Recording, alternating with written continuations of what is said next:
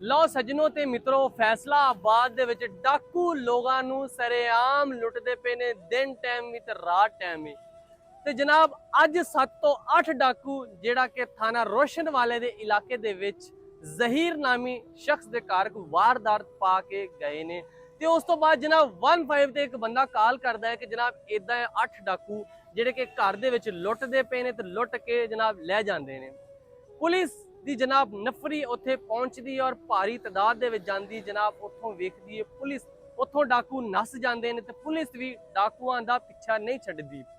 जनाब समुंदरी रोड ते नाका लाया होंदा है, उत्थे जो डाकू लंघ रहे होंदे ने ते जनाब पुलिस नूं वेख के 4 खवातीन और 4 बंदे जिहड़े कि मोटरसाइकिल ते सीगे ओह उत्थों उतरे ते लथ के फटाफट फसलां दे विच नस गए।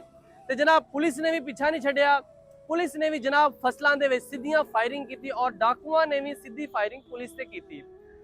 फायरिंग होने के दौरान जनाब जो पुलिस फसलों के अगे तक पहुंची और उत्थे एक डाकू जिहड़ा कि जख्मी हालत दे विच फड़िया गया और बाकी जिहड़े डाकू सीगे वो उत्थों नस गए।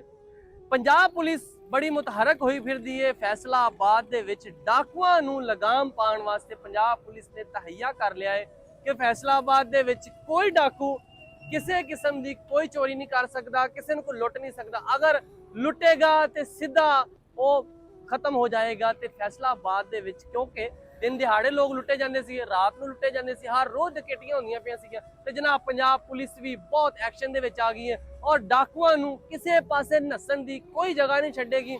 एक डाकू फड़िया गया और बाकी कोई 7 तो 8 डाकू जिहड़े है वा उन्हां वास्ते पुलिस दा सख्त ऑपरेशन चलदा पिया है। तो जनाब जल्दी जल्दी वो भी फड़े जाणगे और उन्होंने भी इबरतनाक सजा मिलेगी ताकि दोबारा फैसलाबाद के किसी शहरी नूं लुटण ना।